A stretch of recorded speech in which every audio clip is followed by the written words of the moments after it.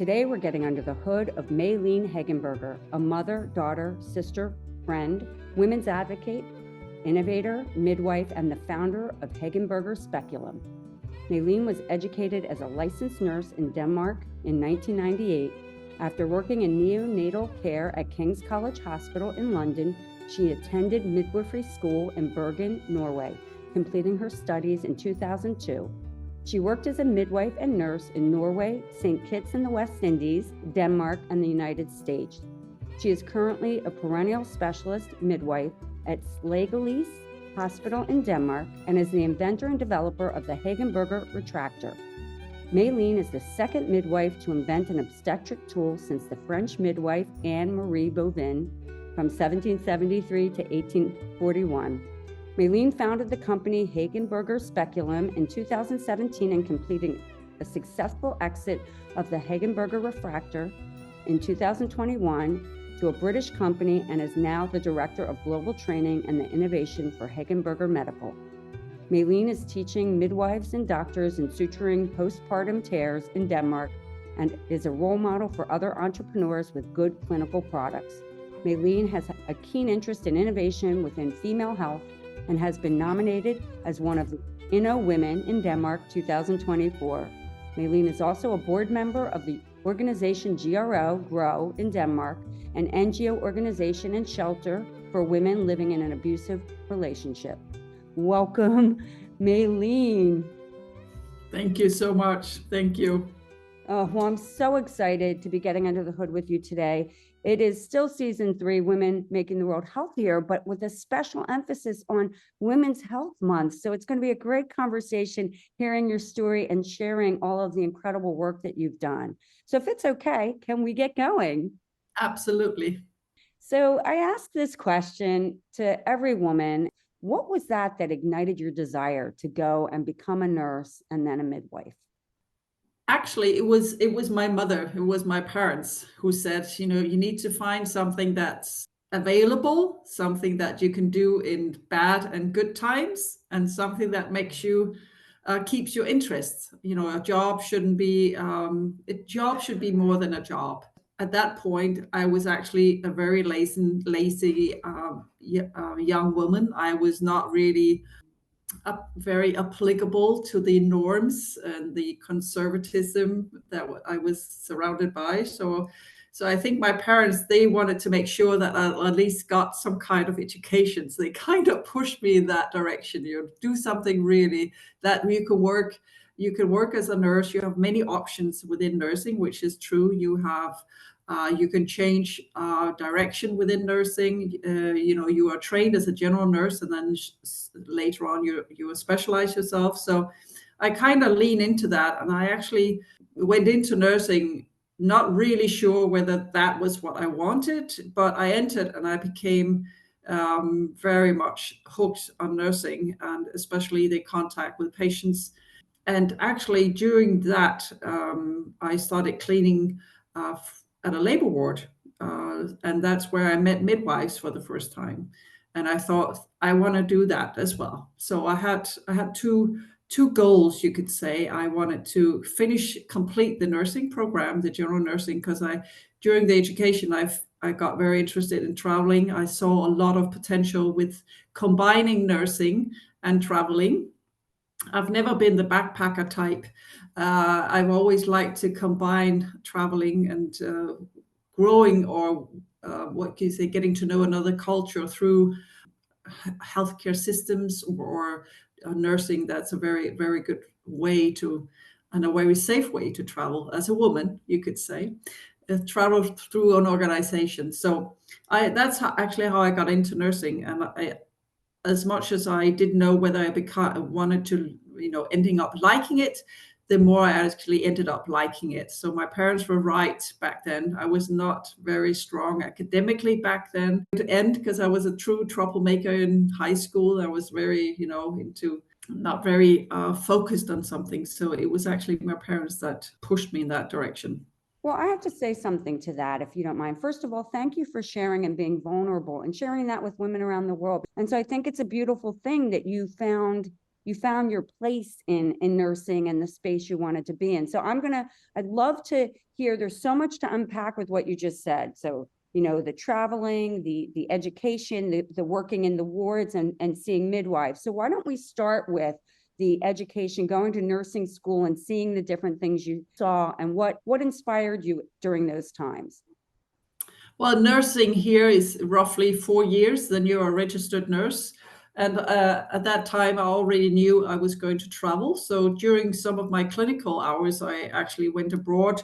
I went to Norway once in the neonatal ward, quite high up north in Norway. And I also went to Slovenia on intensive care where nobody spoke English besides the one of the doctors there and one of the male nurses. So it was very interesting. But I've always been what can you say, amazed at the clinical people out there. There's so many great clinicians and nurses, and the amount of people who have taken me under their wings and who have actually giving me extra time and who have taken me out for dinners when you go out abroad. It's just see how they care for people and see the responses you get from patients from the tiniest little things. If you have a strong empathy, if you have a strong sense of what's a clinical need, if you see where do you know what's coming. If you're a good nurse, you know where the next problem will be for the patient, maybe getting out of bed, it's difficult for them to turn.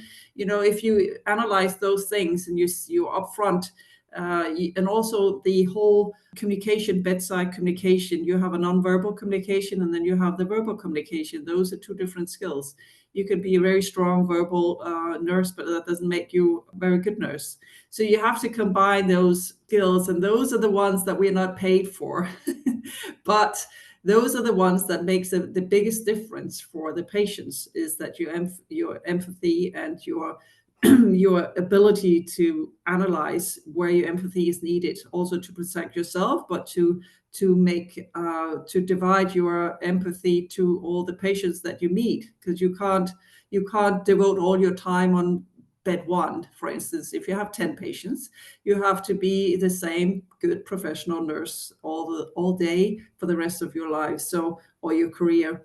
So that's skills that you need to learn. I saw that no matter which country I was in, whether it was Norway, Slovenia, or Denmark, that you pick and you choose from the nurses that you really like. You have these role models. If you're willing to see them, you have these role models around you, and you can always pick something positive from somebody that you're working with. You may not like everything they do, but you choose like a candy store, what you like from all the women or all the nurses or all the people, colleagues that you're working around, whether it's men or doctors, but it's just, you see little things that they do. You see how they communicate with different people. You see the changes in the faces of the patients when they actually understood what's going to go on. The trust that you built, I think that's worth so much in healthcare, but also to see the effect of your treatments. And also, being in a hospital, it's a big buzzing place to be, and I've always been drawn to that. I like acute care. I like the effectiveness of acute care. I like the intensiveness, so you could say, good communication. And there's nothing that makes me more pleased than when I'm part of a team that makes a very big difference for people, but also the relatives, how you handle them, how you include them in something that's very emergent. And now I'm a midwife, so I'm still in that field. Sometimes the most deliveries are very uncomplicated, but then suddenly, or sometimes you do meet the abnormal part, the acute parts of labor delivery. But to be in that storm with your feet grounded, I like that feeling. I like to be that part of that team. I like to analyze what we could do better. I also do that with my private life. I like to analyze if there's something that I could do better or different. Having a work where you meet so many different lives. And I always say to the midwives, the midwifery students, and this is not in any way to sound degrading, but I have to say, I always tell them, look at each laboring women as a one big commode with 12 drawers in.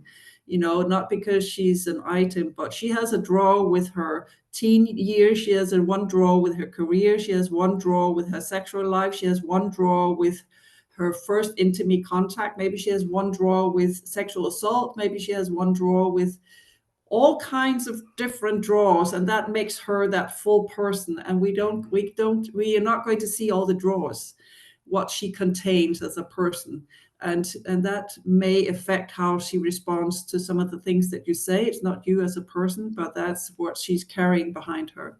You cannot open all the drawers, but you can certainly hope that she will, and you can only do your very best. And then that way you kind of take off the burden, or not the burden, but sometimes when you go home, you think about a patient, or you feel that you should have done more, and it's not always the case that you actually could have, because those drawers are closed for public or for anyone. So nursing and midwifery is very aligned in some areas. We are there to speak with patients, to make them feel informed, and also to have them feel confined in our care.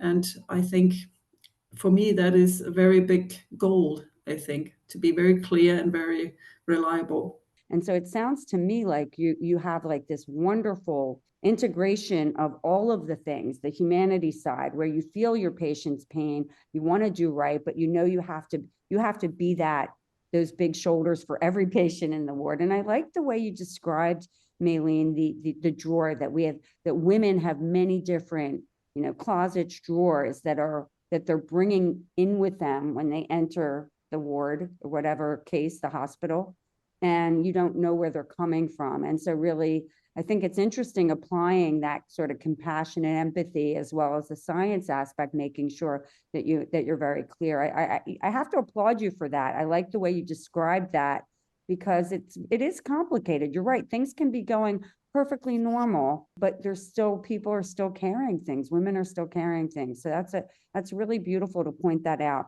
I want to ask you, so you go off, you leave nursing school, you do some of the traveling there. Talk about your experience as you leave nursing and get into the midwifery side. I mean, I know that you suggested that you were intrigued by that at an earlier age, but what was that, transition from nursing to midwifery?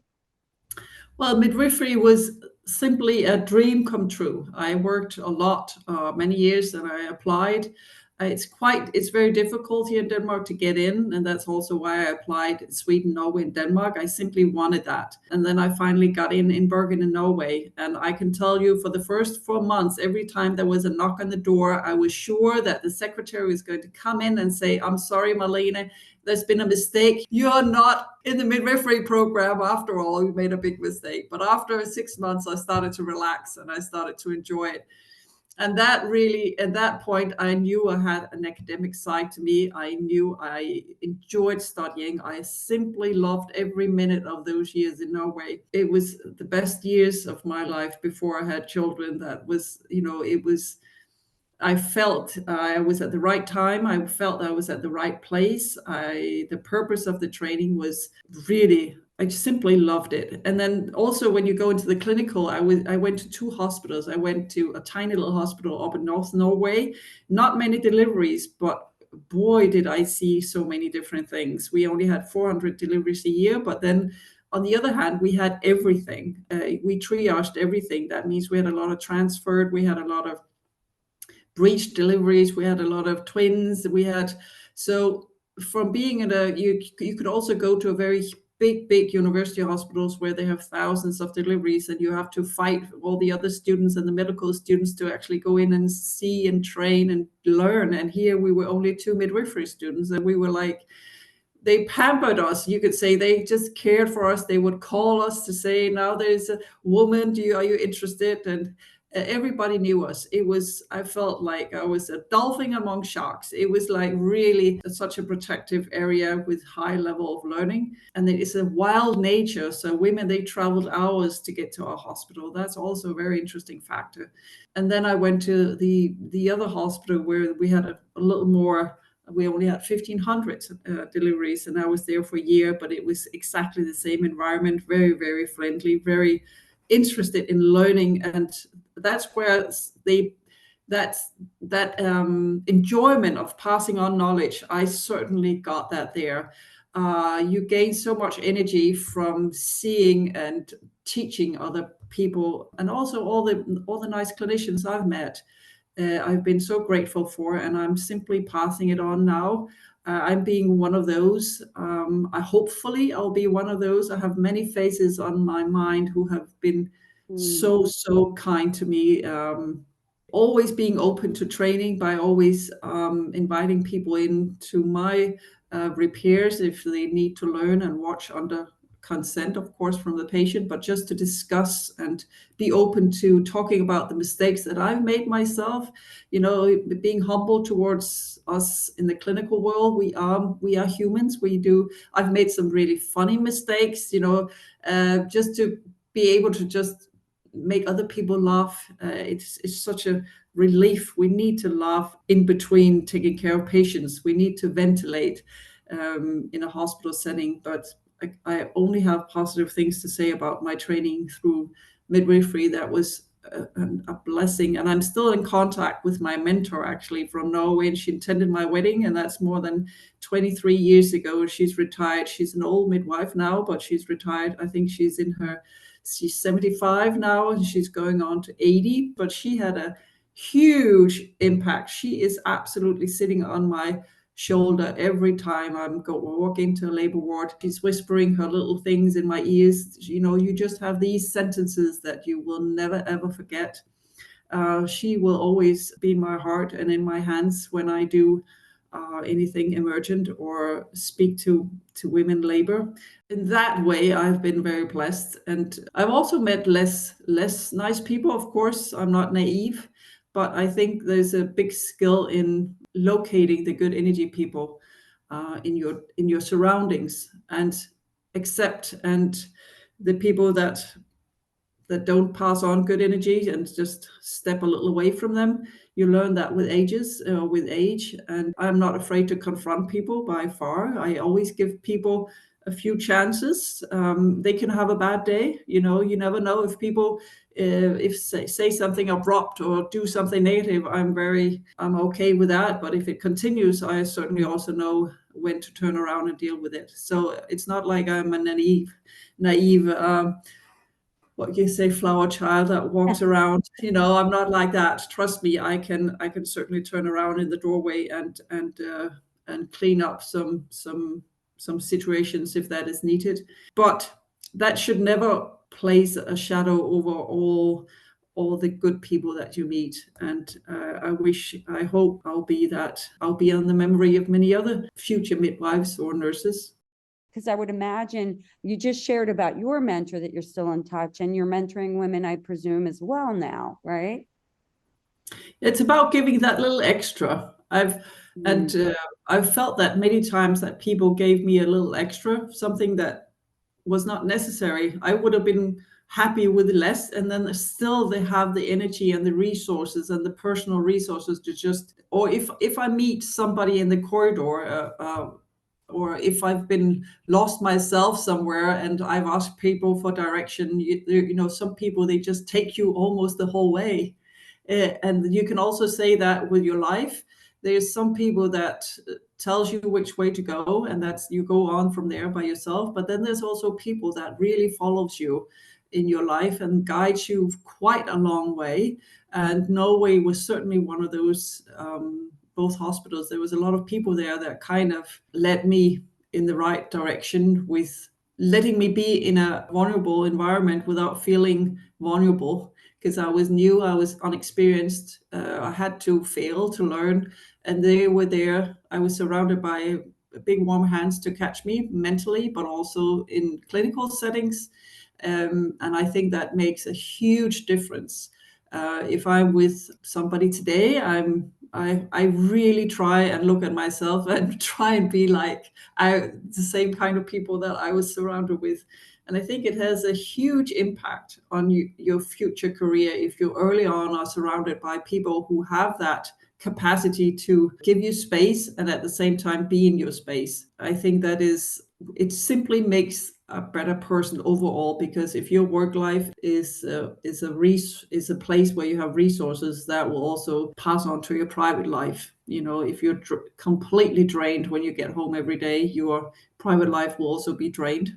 To have that skill to navigate through your career, where you surround yourself, or you surround yourself with yourself, actually, because you can do that as well. Self-care is very important, to be honest.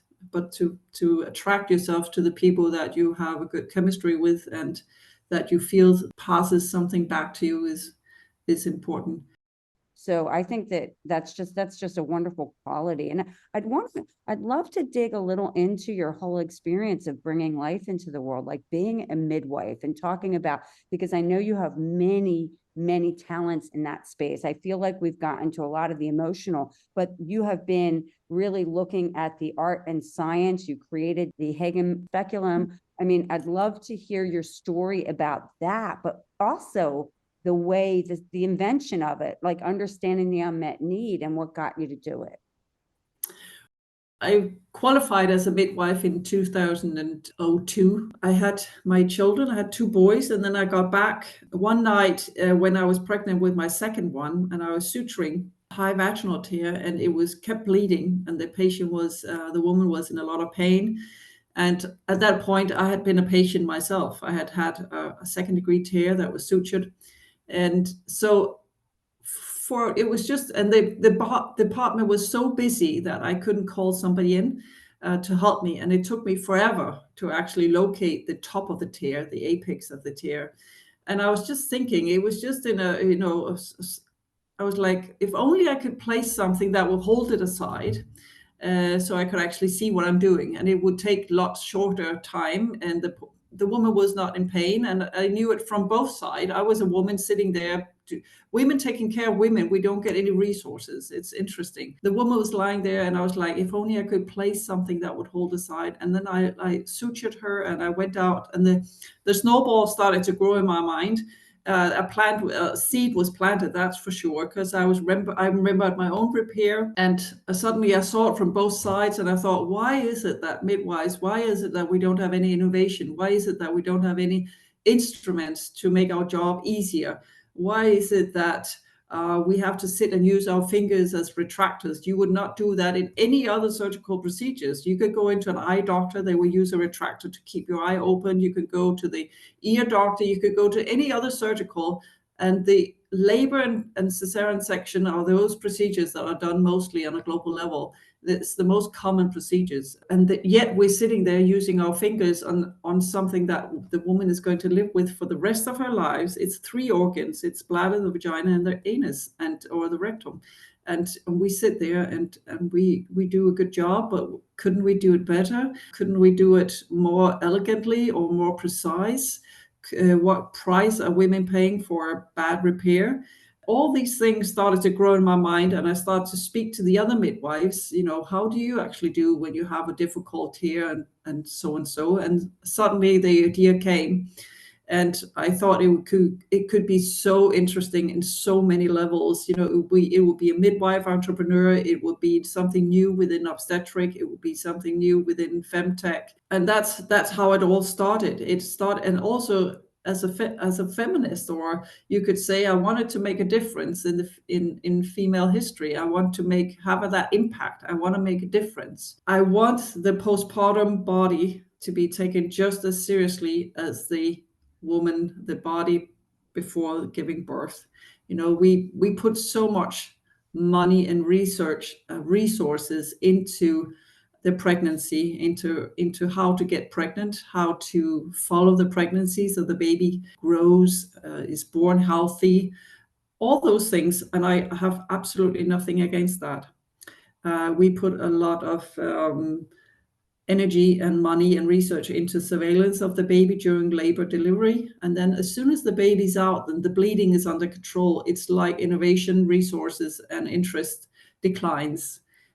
We need to, you could say, clean her up, suture her up. That's not the case. The delivery is done when the woman has had a thorough examination. What kind of degree of tear she had, if she had one, and then she needs a very competent repair. She should have a follow-up checkup after 3 to 5 days to see if the repair has done correctly. That I would like the Hegenberger to be symbol of. I want it to be more than a product. I want it to be a symbol of the importance of the female body post-partum. That has a huge impact on the woman's life. Whether she's going to sit on a bike, she's going to have an intimacy life, she's going to have an appearance, and she's going to wear underwear, she's going to wear jeans, she's going to look at herself. I spoke to a woman yesterday in my postpartum clinic, and she had a hole in her one of her labias, and it took her 3 years to get that fixed, because the 2 first doctors she spoke to, they just said it was something she had to accept. And it was so painful for her to sit down. And I was like, I almost asked her to write me her story, because it's just so typical that something like that is taken for granted, that you pay a price to give birth. But that is not a price that I am willing to accept on behalf of women. I think there's so much we can do and we deserve after giving birth. That was a long answer. I can't remember your question anymore. No, we should be laughing here, because I was going to say, where were you when I was having the first and the third were really hard deliveries. My second daughter came a year later, and that was an easy one. But my last one, I had someone like you in the room. And so it was really bad. And I think, to your point, you hit on something that women feel things that if only you can imagine the things you don't know, the sensitivities, like talk about, you don't realize, I mean, there's the whole psychosocial, emotional part of, there's the physical part of postpartum, there's the psychosocial, the emotional side of it. And then there's just, and what happens is, women's esteem, just who they are just changes. I mean, it's not just suddenly you might be a new mother or a mother of your third child.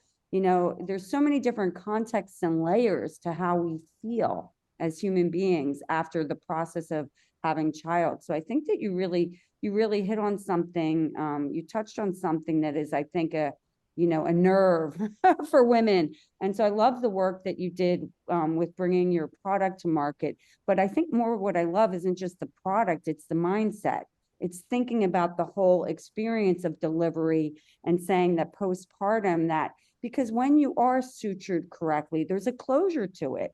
I mean, let's just be honest. It just can't occur to me. When it's done right, there's a closure. You can heal. You can move on. When it's not done right, it's hard to heal, right? It is in many ways. And I have women who say, well, I've had this pain for many years, and everyone keeps telling me it's normal after having a child. What do you expect? And on all these things. And I if it was a male issue, that would never be accepted. And why does it have to be so painful to be a mother? It's our job as clinicians and society to take care of newborn mothers, because when they're in that newborn, when they're in the early days after giving birth, they are in a different mental state. They are analyzing their baby, the needs, they are feeling out their baby, they're getting to know their baby. And their baby is their priority. Bottom line, maybe the siblings are theirs too. They keep their family running, and they deprive themselves, if that's the right term to use. I actually think it is that they're so busy caring for everybody else. Of course, that behavior continues, but I think that what you're hitting on is the incredibly vulnerable state women are in. Yes. And they are sore from giving birth. Everyone is that. And you can't really tell whether it's because your tear has been done incorrectly, or whether it's because you've given birth. And this is where we make, a lot of countries are saving a lot of money on silent women, because the newborn mothers, they are so busy taking care of their families and the babies, and they can't analyze whether the tear is right or wrong, or painful or too little painful. That's our job to check them. It is our job to check them, to say, you are doing great, you're healing well, the repair is done correctly. Now you go home and take care of your family and yourself, but everything is in birth related is done correctly. And I see that every Monday. They are so happy that somebody's actually looking at them with clinical eyes to say, you're doing well, everything is fine, your sutures are where they should be, you're healing just well, and this is what you can expect the next 2 weeks, instead of just going home and being by yourself and waiting 8 weeks. I don't know how it is in the US, but here we send them home quite early. And then they go to a follow-up checkup at their primary physician after 8 weeks. We as women put so much trust in our caretakers, our physicians, the nurses. If we have midwives, you become an extension of our family during this period, this very emotional, like a wonderful period. We're growing life inside us, but having birth, giving birth, the experience isn't joyous for everyone. Like it's No, it isn't. It's not a dance on rose leaves for by far. And I think it's something that should be spoken about a lot more, because why are we not saying the truth? It's a lovely experience becoming a mother, but in that sentence, you can also say that it's not an easy process. For some women are paying a huge price, long inductions, lot of examinations, long pay, long labor. And I think it's such a relief to tell the women what you have just gone through has been so tough. You know, if you say that, if you're acknowledging that what they have gone through has not been an easy task, neither mentally or physically, they just collapse. You know, it's like taking a little bit of air out of a balloon. They're like, is that because if they hear it from a midwife who've seen thousands of deliveries, it's okay not to be overjoyed the first couple of days. You are yourself. This is your body, your delivery, and it's okay to feel a little bit sorry about yourself for a couple of days, because what you just gone through has been a tough one. I think it's when you say that to them, they're like, really? You know, because I thought I was just being, what do you say, a weak person. I thought I was just being a bad mother, a poor laboring woman, or what. They start blaming themselves, and I say, no, you are not. You are. That is one of the toughest. What you did those days, you had a long labor, you still pushed through, you've gone through. That is tough. You did so well, you're so strong, and you had a beautiful baby. But it's okay to say what you just gone through was tough. You know, instead of focusing all on all the positive things. I think it's so empowering to agree with them, what they've been thinking, what they haven't been dared to say out loud, that it's okay to say, I am so tired because this was a rough ride. Yes, it was definitely a rough ride, what you just been through. And I can tell you, because I do this every day, and what you just gone through. And by acknowledging that, you make them grow. But I think back to your comment, acknowledging the fact that giving birth can be traumatic. It's intense. It's traumatic. It's so intense. In many countries, it's life and death. And we are so privileged to live in a civilized country where we have medicine, we have drugs, we have hospitals. That doesn't go for every woman.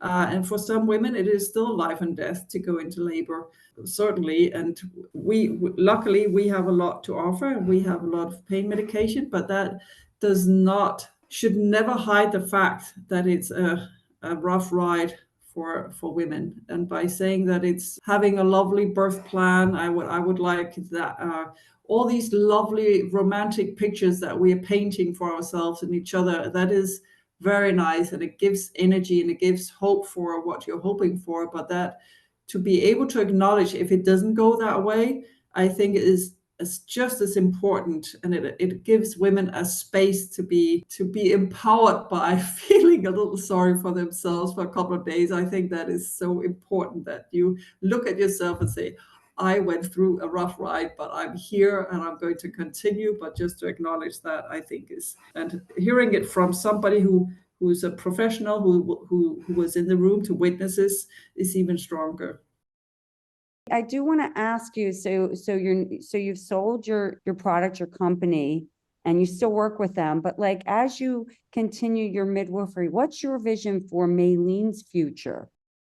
Well, I hope to be a role model in different ways. I hope to be a role models to women in general, that you don't need a business degree, you don't need a financial or legal background to start a business. You don't need to be an engineer to develop a product. Give it time, never let go of your good idea. I see the Hegenberger was, well, I would like to be a role model, I think is the most important part. I want the Hegenberger to be a symbol of me, that you can actually, you can do something even though you don't have the training to do it. Just go for it. We are so used to being in control of our homes, our families, of our career, but to be an entrepreneur, you need to be comfortable being uncomfortable.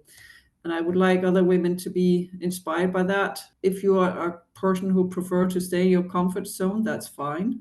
But stepping out of that sometimes ignites a different side of you. It just, and when you look back, you've stepped further and further away from your comfort zone, and then suddenly you move the borders of your comfort zone becomes more and more thin, and you broaden your horizon, your mental view upon yourself. So I would like to be as to inspire other midwives, but other women to try and look outside their comfort zone and to try and live out their dreams. I know that people have said that a million times before, and also just to set it up so don't feel like a failure. What I did, I looked at the first year and a half I worked with Hegenberger at home, and I had it. Some people are sitting knitting in the evenings, or they do other Sudokus or something, but I made Hegenberger retractors in the evenings, and that made me cope because I could take it in and out whenever I had the time and the resources. Where if I had rolled in some kind of innovation program, they would have put me in a schedule. They would have demanded me to be innovative for 5 hours a week, or, but to keep it at a level where I could be in control of taking the project in and out of the closet, depending on when I had the time and the energy. That's how I got started, and that's how the snowballs started to roll. And suddenly I had investors, suddenly I had the board, and then it becomes seriously, because then suddenly you have a company and the snowball is suddenly very big and you can't stop it from rolling. But the first year and a half, I actually took it in and out of the closet whenever I had the time. When I put it back, there was no stress if I didn't look at it for a week. It was just a project, just like knitting a long sweater. And I think that's important for women when they're combining a full-time job, a family, and then they have a dream. So you still work a little bit on the dream, but keep it as a project that you can take in and out. And then at some point, of course, you have to make a decision whether it should be, you should take it to a different level.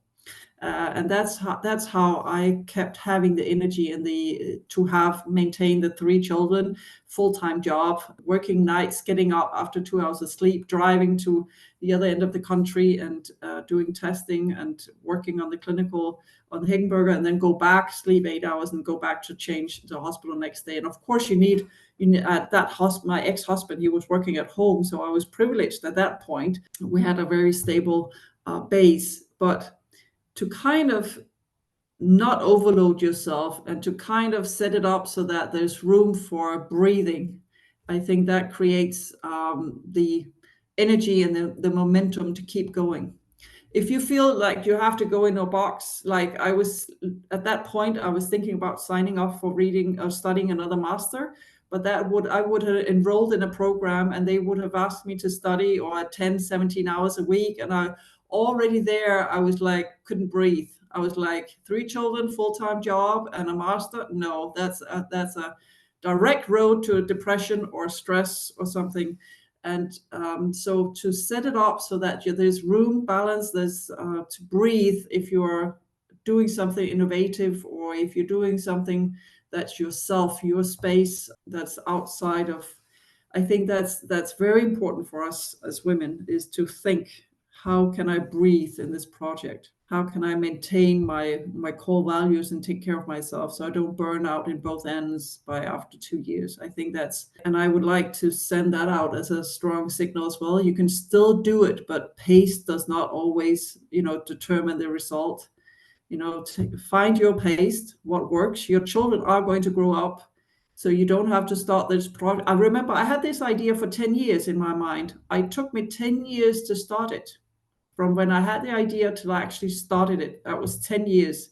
And during those 10 years, I was working in different countries. I was watching different clinicians, how they sutured women, but it kept being in my mind. It was a big seed that was planted, but I held on to it. And then I started in 2016. So be patient with yourself and have the different, I always call them honey jars in front of you lined up. I always take I always take a little evaluation of my life every 5 years and look at what kind of cups of honey do I have in front of me lined up all the way like a runway in an airport. Instead of having 20 in front of you that you want to taste all 20 of at the same time, then line them up in front of you so you have something new that you look forward to start. But to travel around, to answer your question, to travel around the world, teach midwives and doctors in correct repairs, diagnostic, using the Hegenberger, that would be my dream. I've just been nominated this week as the Impact of the Year. I'm going to London on Monday. I think the Hegenberger is a signal to inspire other women to try live out their dreams, to try inspire women to make products, because we have so many skills in our hands. And if something annoys you 3 times, think about what could change that. If you're bending down to lift out heavy garbage 3 times and it annoys you 3 times, just think about how can you take out that garbage in a way that doesn't annoy you. And then you're already innovative. It takes so little. You don't have to be very smart to be innovative. You just think about what annoys you in your daily life. You can make that better. Simply things. And then also the Hegenberger should place a really strong focus on the postpartum body, and also on training, because if you have a poor training, every midwife, every OB, every GYN is going to suit you hundreds, if not thousands of women. That is a lot of life quality. That is a lot of families. That is a lot of intimacy life. That is a lot of self-awareness that we are dealing with when we're suturing tears. So I want the Hegenberger to be a proof that we are taking women's bodies seriously postpartum. That is the main thing. So what I will be doing in 5 years, hopefully a mix of that. I hope so. First, I want to congratulate you on your award that you're receiving in London. So that's fantastic. Well deserved. Go you. Fantastic. It's interesting. I didn't win it. I'm a nominee among other very strong women. Okay, but you're in good company. You're in good company. It's important to acknowledge. That is a good energy. Yeah, fantastic. It's still back to the word being acknowledged for the amazing work you've done to really put an emphasis on the postpartum experience, the quality of life that impacts. I hate that word quality of life. I just have to say that. I've hated it for years because I feel like it's so trite when what we're experiencing is something we feel so deeply. But I did want to, usually we close out with one last question, which in some ways I felt you answered just so beautifully, but maybe, this is your platform to give a message to women of all cultures, of all backgrounds, of all ages. What do you want to say to them, Malene? That they deserve to be here, that they deserve to be great chances in life, that they deserve to feel that they are worth living, that they deserve an education, that they should never feel that they always can say no and why. They should have the opportunity to be educated. They should never have to put out their hand to beg for money. They should be financial independent.